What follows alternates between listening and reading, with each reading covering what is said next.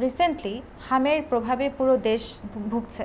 So এই রোগ নিয়ে আসলে অ্যাকচুয়াল দৃষ্টিটা কেমন বা অ্যাকচুয়াল কি হচ্ছে ইন রিয়েল লাইফ সিনারিওতে? ধন্যবাদ আপনাকে আপনার প্রাসঙ্গিক এই প্রশ্নের জন্য। আমরা এখন একটা হামের প্রাদুর্ভাব প্রত্যক্ষ করছি। হাম একটি ভাইরাসজনিত সংক্রামক রোগ এবং এটা যে কোনো বয়সের হতে পারে, তবে আমরা সবচেয়ে বেশি দেখি যে বাচ্চাদের ক্ষেত্রে এটা বেশি হয়।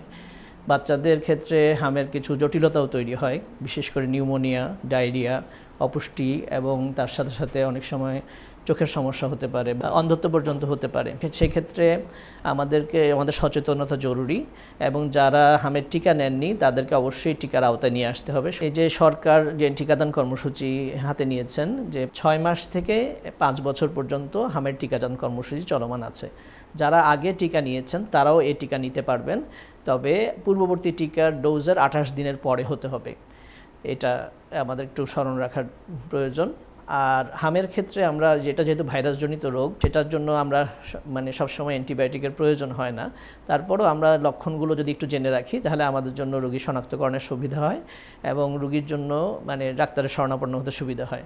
সাধারণত একটা উচ্চ তাপমাত্রার জ্বর থাকে, তার সাথে কাশি, তার সাথে সর্দি এবং চোখ দিয়ে পানি পড়তে পারে এবং তাদের লাল লাল ফুসকুড়ি দানা, যেটা মুখ থেকে শুরু হয়ে সারা শরীরে ছড়িয়ে পড়তে পারে। কিছু ক্ষেত্র বিশেষে নিউমোনিয়া এবং শ্বাসকষ্ট সমস্যা হতে পারে। তো যাদের নিউমোনিয়া বা শ্বাসকষ্টের বিষয়াদি আসবে তাদের ক্ষেত্রে অবশ্যই নিকটস্থ স্বাস্থ্যকেন্দ্রে অথবা আপনার ডাক্তারের শরণাপন্ন হতে হবে। অসংখ্য ধন্যবাদ স্যার। আমরা জানি এপিআই শিডিউলে অলরেডি মিজলস কিন্তু ইনক্লুডেড। স্যার, এটার বাইরে অ্যাডাল্টের কি কোনো বুস্টার ডোজের দরকার আছে?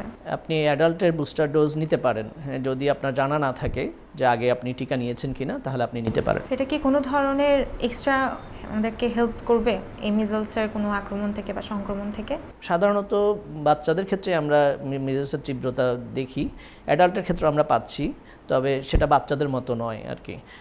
বাচ্চাদের যেই ম্যাগনিচিউডে বা যেইভাবে ব্যাপ্তিটা যেরকম, এই ব্যাপ্তিটা বড়দের ক্ষেত্রে অতটুকু ব্যাপ্তি হচ্ছে না। বড়দের ক্ষেত্রে বিশেষত যাদের একটু ডায়াবেটিস আছে বা যাদের রোগ প্রতিরোধ ক্ষমতা কম, গর্ভবতী মহিলা, এদের ক্ষেত্রে একটু স্বাস্থ্য ঝুঁকি আছে।